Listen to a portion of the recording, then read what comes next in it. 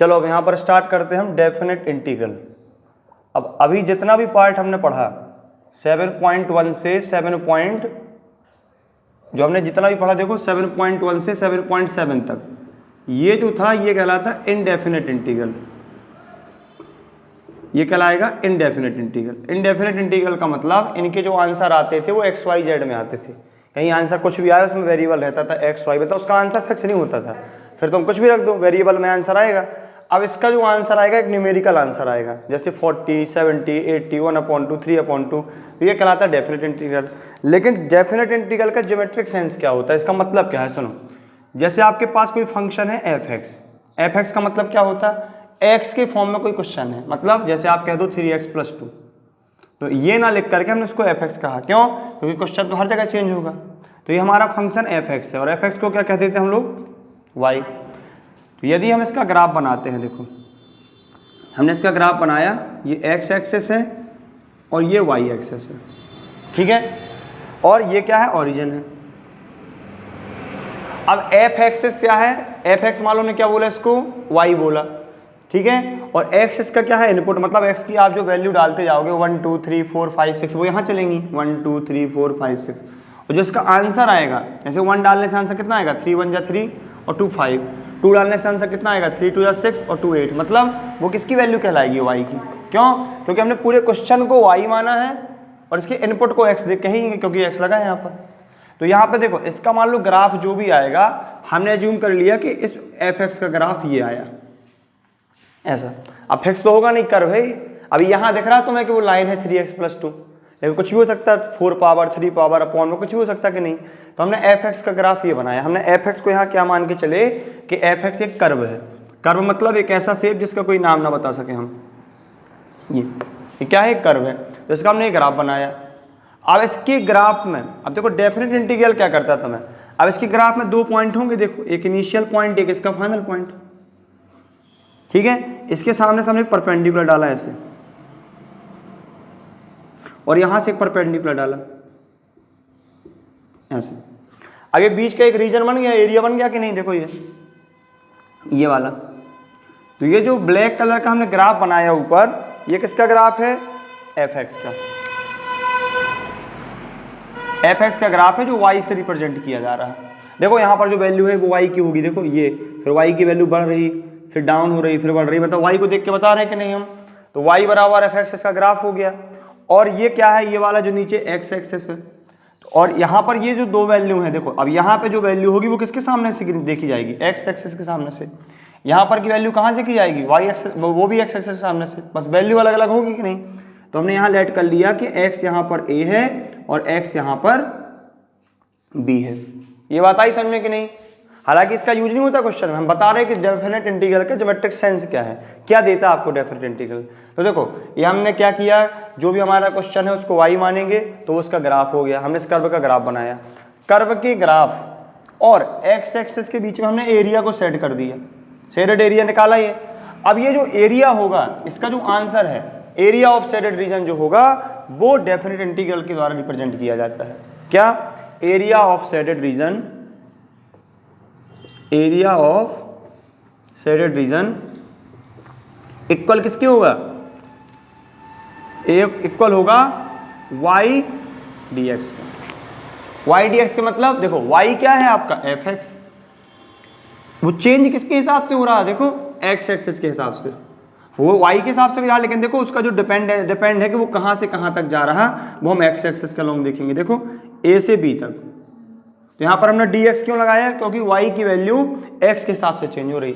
अब यहाँ पे देखो, यहाँ से पता नहीं चल रहा, तो यहाँ देखो y किसको कहा हमने, 3x+2 को। तो यहाँ पर क्या चेंज करना पड़ेगा कि y बार बार चेंज हो, x की वैल्यू बार बार बदलनी पड़ेगी हमें कि नहीं।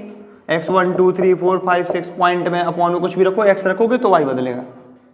y तो कोई वैल्यू है ही नहीं, y हमने इसको माना है कि नहीं, अज्यूम कर लिया इसको। तो यहाँ पर x की वैल्यू बदलने से y बदलता जा रहा है, इसलिए जिसकी देखो जो वैल्यू चेंज होती है उसी की लिमिट लगानी पड़ती dx। अब तुम्हें लगे यहाँ y का dx से क्या रिलेशन है, y कहा है हमने इसको 3x+2 को, इसको हम और लिमिट क्या लगाएंगे, कहाँ से कहाँ तक, a से b तक। इसको और भी कैसे लिख सकते हैं हम, y की वैल्यू क्या है, एफ एक्स dx, y की वैल्यू क्या है एफ एक्स डी एक्स और लिमिट ये लगा देंगे। इसका मतलब क्या, किसी भी फंक्शन का डेफिनेट इंटीग्रल उस फंक्शन के कर्व यानी ग्राफ और एक्स एक्सिस के बीच के एरिया को रिप्रेजेंट करता है। अब इसका आंसर एक फिक्स वैल्यू आएगी, क्योंकि यहाँ पर आप कुछ रखोगे कि x इक्वल 2 से x इक्वल 6 तक, वो लिमिट माइनस में भी हो सकती है, ऐसा नहीं कि ग्राफ यहीं रहेगा, ग्राफ यहाँ भी जा सकता है। देखो नेगेटिव साइड, मान लो ये ग्राफ यहाँ कहीं शुरू होता तो लिमिट यहाँ से शुरू होती है, यहाँ से यहाँ तक, समझ गए। अब इसमें दो फंडामेंटल प्रॉपर्टीज भी होती है, क्लियर हो गया कि नहीं। मतलब हमें ये याद रखना है, बाकी क्वेश्चन जब हम सॉल्व करेंगे तो इसमें ये कुछ काम नहीं आना, सीधे फॉर्मूला यूज होते हैं और लिमिट रखते हैं हम बस। लेकिन यहाँ पर हमें पता होना चाहिए कि किसी भी फंक्शन का डेफिनेट इंटीग्रल किसी लिमिट के, लिमिट आपको दी जाएंगी, ठीक है, कोई भी स्पेसिफिक लिमिट पर उस फंक्शन के ग्राफ और एक्स एक्सिस के बीच के एरिया को रिप्रेजेंट करता है। क्लियर।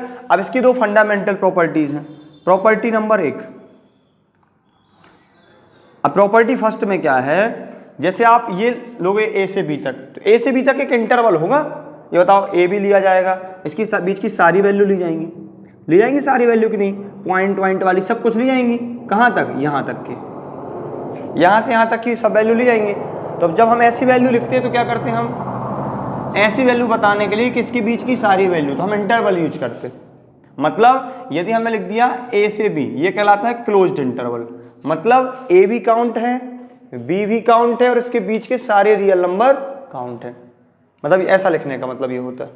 लेकिन सुनो, यदि आपने ऐसा लिख दिया ये ए टू बी, इसका मतलब ए और बी को छोड़ करके बीच के सारे काउंट है। हम बताए थे ओपन इंटरवल क्लोज इंटरवल, ये कहाँ यूज होते हैं, कंटिन्यूटी वाले कॉन्सेप्ट में।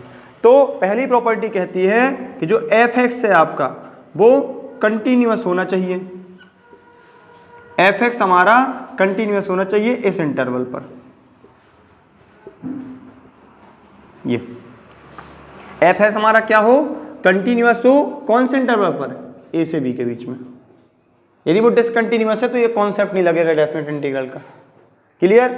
दूसरा कॉन्सेप्ट क्या कहता है, प्रॉपर्टी नंबर 2। प्रॉपर्टी 2 तो हमने कई बार यूज की है, प्रॉपर्टी तो हर जगह फेस में लगाते हैं जहां जहां लिमिट आती है। क्या कि इंटीग्रेशन जो एफ एक्स डी एक्स होगा, देखो यहाँ स्मॉल एफ बना रहे, एफ एक्स डी एक्स का इंटीग्रेशन और ये लिमिट ए टू बी। हमने ये एज्यूम कर लिया कि इंटीग्रेशन जो एफ एक्स डी एक्स है इसका इंटीग्रेशन होगा, इसका जो इंटीग्रेशन होगा वो हम कैपिटल एफ एक्स से दिखा रहे हैं।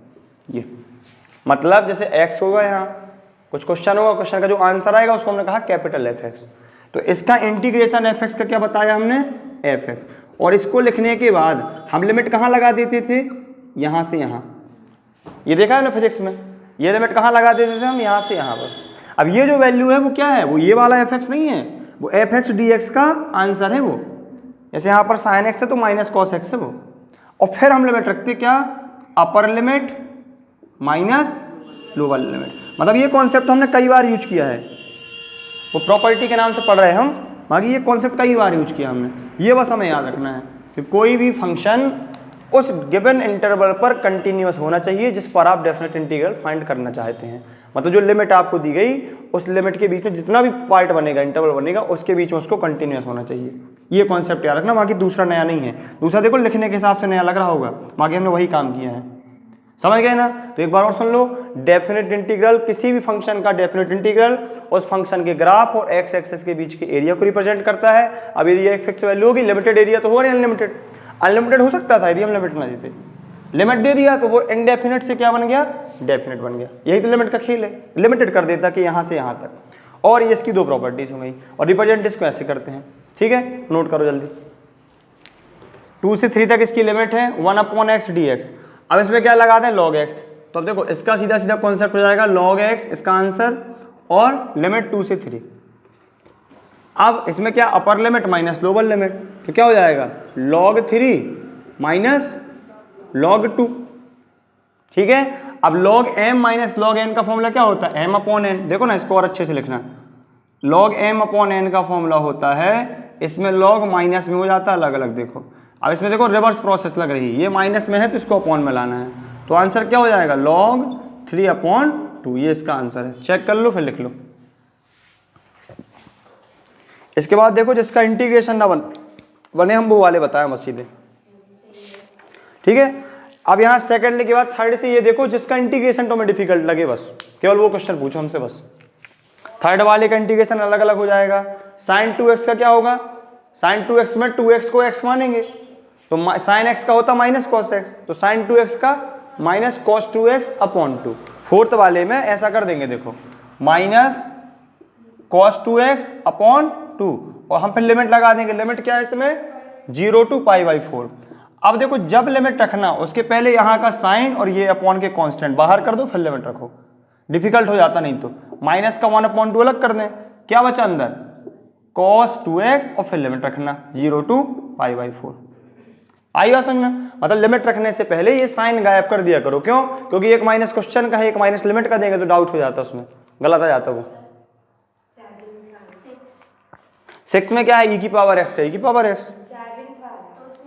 वही देखो 7th में क्या है, e की पावर x में तुम 5 रखोगी, e की पावर 5 माइनस e की पावर 4, बस ज्यादा हो तो e की पावर 4 कॉमन ले लो तो क्या बचेगा, e माइनस 1।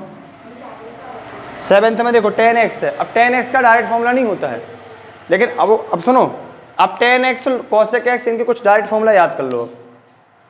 अब इनके जो डायरेक्ट फॉर्मूला होते हैं कुछ याद कर लो, हम बताते हैं। 4 फॉर्मूले और लिखवा रहा है एक्स्ट्रा में, लिखो देखो सम इंपॉर्टेंट फॉर्मूला।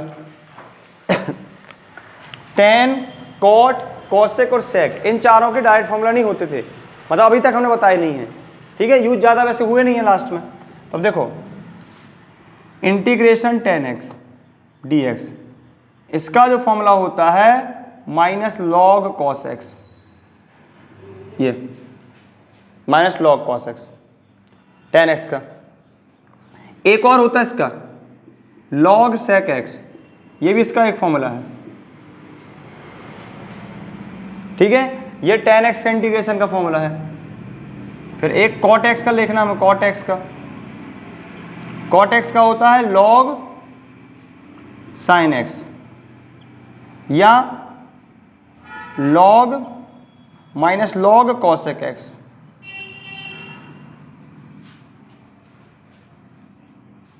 ये याद कर लो।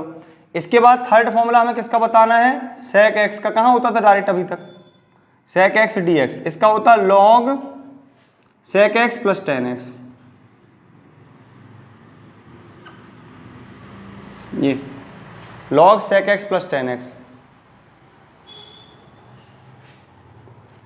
इसका हो जाए। इसको देखो और इसको वेरीफाई, देखो मान लो फॉर्मूला वेरीफाई करना कि गलत तो नहीं लगा रहे, इसका डिफरेंशिएशन कर दो, यहीं पहुंच जाएंगे। देखो log sec x plus tan x का डिफरेंशिएशन करो, क्या होगा, 1 upon sec x plus tan x, और फिर जिसको x माना उसका दोबारा करो। sec x का क्या होता, sec इंटू tan, और tan का क्या होता, sec स्क्वायर x, होता कि नहीं। अब यहाँ से sec कॉमन निकाल दें तो कहाँ पहुँचेंगे, देखो इसको कट कर दें हम, sec x कॉमन निकाला, अंदर क्या बचा, tan x plus sec x, upon में क्या है, sec x plus tan x। तो देखो ये वाला ब्रैकेट कैंसिल हो गया कि नहीं, क्या बचा। तो ये हमें फॉर्मूला वेरीफाई करना, कहीं गलत तो नहीं लगा दिया हमने, तो जो भी आंसर है उसका डिफरेंशिएशन कर दो, तुम क्वेश्चन तक पहुंच जाओगे। क्योंकि इंटीग्रेशन क्या है, रिवर्स प्रोसेस है डिफरेंशिएशन की। तो हालांकि हमें उतना वेरीफाई नहीं करना, वहाँ डायरेक्ट याद होने चाहिए, हमें इतना टाइम नहीं रहता पेपर में। इसके बाद देखो फोर्थ फॉर्मूला लिखो, किसका, cosec x का। अब ये जरूर याद रखना कि जो c पर इस इंटीग्रेशन में जिसका आंसर c से स्टार्ट होता है ना माइनस रहता है। देखो यहाँ c से स्टार्ट हुआ माइनस लगाया, यहाँ c से स्टार्ट हुआ यहाँ माइनस लगाया। अब यहाँ का c नहीं देखते हम, तो देखो माइनस लॉग, बस मोड जरूर लगाना, cosec x plus cot x, plus c तो यूज कर ही सकते हैं हम, ठीक है। लिखो जल्दी से फॉर्मूले, चलो इसके बाद देखो, अब देखो कौन सा बता दें। अब देखो tan x वाला है, tan x में ये फॉर्मूला अप्लाई कर देना, कोई भी एक इनमें से, या ये लगा दो या ये लगा दो, फिर लिमिट रख देना बस। अब इसमें केवल लिमिट का उसका खेल है, बस इंटीग्रेशन बनना, लिमिट लगाते तो बाद में बन ही जाएगी। अब बताओ जल्दी कौन सा बता दें। देखो 9th में डायरेक्ट फॉर्मूला अप्लाई हो रहा है, देखो 1 upon root over 1 minus x square किसका होता है, साइन इनवर्स एक्स का, लिमिट रख देंगे। चलो एक इनवर्स वाला लगवा दे, तब भी कौन सा बता दें, 10th की 9th, 10th बता दें। थोड़ा इनवर्स में वैल्यू कैसे रखनी वो बताएं हम। अरे कोई नहीं, उसमें रूट का कोई खेल ही नहीं है, तो मैं रूट देखने में लग रहा है, वो आना इनवर्स में ही है। चलो लो 9th बता दे रहे लो, उसमें कुछ है ही नहीं है। देखो 0 to 1 dx upon root over 1 minus x square.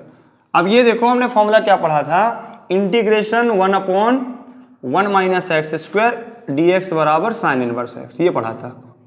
ठीक है, तो यहाँ पर देखो इसकी जगह 1 तो है ही ना, 1 तो रहता अपॉन में, 1 अपॉन ये क्या हो जाएगा साइन इनवर्स एक्स। इसका डायरेक्ट इंटीग्रेशन क्या लगाएंगे हम, साइन इनवर्स एक्स, और यहाँ लग देंगे लिमिट, लिमिट कहाँ 0 to 1। अब x की जगह रखी जाती limit, upper limit minus lower limit, तो देखो अपर लिमिट यानी कि sine inverse 1 minus sine inverse 0। अब इनवर्स में क्या होता है, जो नॉर्मल ट्रिग्नोमेट्री होती थी उसमें ऐसा होता था साइन 90 इक्वल 1, कि साइन 90 की वैल्यू 1 होती थी। इनवर्स में क्या होता है, ये यहाँ रहता है, मतलब इनवर्स में ये ऐसा लिखा जाता है, देखो साइन इनवर्स 1, मतलब यहां पर वैल्यू रहती है, उसका आंसर एंगल में आता। मतलब हमें ये देखना कि साइन में 1 कितने की वैल्यू होती है 90 की, तो इसकी जगह क्या आएगा 90, वो भी 90 तो मैं डिग्री में नहीं लिखना है, ऐसा लिखना है π/2। ठीक है, और साइन 0 में साइन में कितने की वैल्यू होती है 0 की, तो क्या हो जाएगा 0, तो इसका आंसर क्या आ गया π/2। क्लियर, इसको लिख लो। इसके बाद देखो पहले 10th 11th तक देख लो, फिर इकट्ठा लिख लेना, रुको थोड़ा सा, 10th भी देख लो 11th भी देख लो। अब 11th में क्या लगेगा बताओ, कोई डायरेक्ट फॉर्मूला लगता है 11th में, dx upon x square minus 1, ये वाला कोई डायरेक्ट फॉर्मूला लगता है? वो वाले पढ़े थे हमने x square minus a square वाले, नहीं नहीं नहीं, वो तो ऊपर था रूट में। देखो x square minus a square वाले फॉर्मूला बताए थे हमने, लास्ट में देखो ना, बुक के लास्ट में देखो फॉर्मूला लिखे होंगे इंपॉर्टेंट, देखो बुक के लास्ट में आ जाओ ना सबसे। ठीक है, ये लगा देना बस, जैसे इसमें अब हमें वहां पर क्या होता है, देखो इस वाली जो लास्ट की 3 एक्सरसाइज है, इसमें मिक्स क्वेश्चन आएंगे, मतलब हर एक एक्सरसाइज का कॉन्सेप्ट कहीं भी यूज हो जाएगा।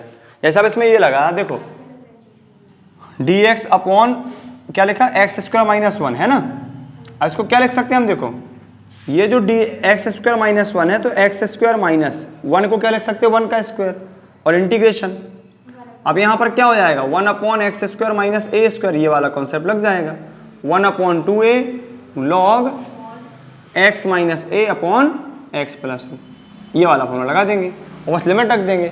अब जब इसका फॉर्मूला यूज करेंगे हम यहाँ पर, तो क्या निकल के आएगा, देखो इसकी कहानी कुछ ऐसे बन जाएगी, 1 अपॉन 2a, मतलब यहाँ से कर दें a की वैल्यू तो 1 है, लॉग x माइनस ए यानी कि x minus 1 upon x plus 1, और फिर इसको पूरे ब्रैकेट में बंद करेंगे और फिर लगाएंगे यहाँ लिमिट। लिमिट क्या है इसकी 0 to नहीं 2 से 3 है, तो देखो इसकी लिमिट यहाँ दे देंगे बस।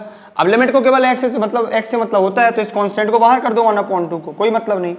अब यहाँ लिमिट रखते देखो log 3 माइनस 1 तो 2, ये हो जाएगा, देखो यहाँ पूरे में रखना पड़ेगा, पहले अपर लिमिट रखो पूरी 4, फिर माइनस लगाओ, फिर log अब ये रखो 2 माइनस 1 यानी कि 1 और ये 3, ये हो जाएगा कि नहीं। अब यहाँ पर एक कट हो रहा, तो हो जाएगा 1/2 log 1/2 माइनस 1 log 1/3। अब हमने क्या बताया, यदि log माइनस में अलग अलग है तो उनको डिवाइड में ले जाते हैं हम इकट्ठा करने के लिए, तो क्या हो जाएगा, देखो इसका आंसर कुछ ऐसा दिखने लगेगा 1/2 log अपर वाली मतलब ऊपर वाली वैल्यू 1/2 और 1/3। अब अपॉन के नीचे अपॉन होता तो इसको रिवर्स कर दो, 3 ऊपर चला जाएगा, तो 1/2 log 3/2, ये इसका आंसर आ गया। कर लो चेक।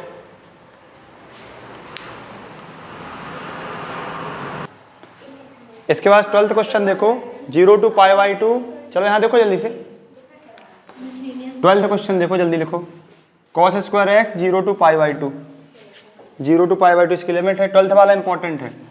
अब हमने ये वाले बताए थे, अब स्क्वायर वगैरह आता तो डायरेक्ट फॉर्मूला यूज होता। देखो हमने एक फॉर्मूला बताया था आपको 1 प्लस cos 2x इक्वल होता है 2 cos स्क्वायर एक्स, और एक बताया था हमने 1 माइनस cos 2x इक्वल होता है 2 sin स्क्वायर एक्स। अब हमारा क्वेश्चन है cos स्क्वायर एक्स के फॉर्म में। देखो हमारा क्वेश्चन है 0 to π/2 cos square x dx। अब देखो स्क्वायर का इंटीग्रेशन नहीं होता है, स्क्वायर का हमने कहीं नहीं पढ़ा, स्क्वायर केवल 2 होते हैं, tan sec स्क्वायर एक्स का tan x, cot square x का माइनस cot x, होता कि नहीं होता। अब यहाँ पर देखो cos स्क्वायर एक्स है, तो cos स्क्वायर एक्स को कैसे लिख सकते हैं हम इस फॉर्मूले से, ये 2 नीचे ले आएंगे, ये वाला 2 यहाँ से कहाँ चला जाएगा, अपॉन में। तो इसकी जगह क्या लिखते हैं हम क्वेश्चन में, ये 1 प्लस कॉस 2x अपॉन 2, तो 0 to pi by 2 1 plus cos 2x upon 2। अब क्या करेंगे, इस वाले 2 को यहाँ अलग कर देंगे, यहाँ अलग कर देंगे, तो 1 अपॉन 2 dx अलग कर दो, फिर cos 2x अपॉन 2 dx अलग कर दो। लिमिट अब अलग अलग दे देना, जैसे ही फंक्शन अलग अलग होंगे वैसे लिमिट भी अलग अलग हो जाएगी। इसके बाद देखो 1 अपॉन 2 का, देखो 1 अपॉन 2 कॉन्स्टेंट है, dx का इंटीग्रेशन x हो जाएगा, तो 1 अपॉन 2 x, और लिमिट क्या देंगे, अब पीछे देने लगेंगे यहाँ 0 to pi by 2। cos 2x का इंटीग्रेशन क्या होगा, cos 2x में 2x को x पढ़ो, तो cos x का sin x, तो cos 2x का sin 2x, और अपॉन देखो ये वाला 2 अपॉन में ले जाना पड़ेगा, और एक 2 पहले से बैठा, आइएगा सुनने, cos 2x का sin 2x अपॉन 2, क्योंकि इस 2x को x माना तुमने, और एक 2 पहले से बैठा, लिमिट क्या देंगे 0 टू पाई बाई 2। इसके बाद देखो अब ये 1, हमने कहा था कांस्टेंट को लिमिट से कोई लेना देना नहीं होता, तो 1 अपॉन 2 का भी अलग करो, क्या बचा x 0 टू पाई बाई 2, फिर यहाँ का 1 अपॉन 4 अलग करो, क्या बचा cos 2x 0 to pi by 2, बस अब लिमिट रख दो बस। हाँ अब देखो अब लिमिट रख दो बस। अब यहाँ पर देखो x की जगह पाई बाई 2, फिर एक बार x की जगह 0, तो 1 upon 2 upper limit minus lower limit, फिर यहाँ का अलग सॉल्व करो, अपर लिमिट यानी x की जगह, तो साइन 2 x की जगह क्या है pi by 2, minus sine 2 x की जगह क्या है 0। अब इसको सॉल्व करो, 1 अपॉन 2 पाई बाई 2, तो सीधा क्या कर दें पाई बाई 4 कर दें इसको, क्यों, क्योंकि 0 को तो कोई मतलब नहीं है। क्या बचा यहाँ 1 अपॉन 4, ये 2 से 2 कैंसिल हो गया, बचा साइन पाई, साइन पाई मतलब साइन 180, तो साइन 180 होता है 0, और यहाँ बचा 2 इंटू 0 साइन 0 यानी 0, ये पूरा का पूरा टर्म्स खत्म, आंसर क्या आया पाई बाई 4। ठीक है, आंसर चेक कर लो, लिख लो, इसको इंपॉर्टेंट भी लगा लेना।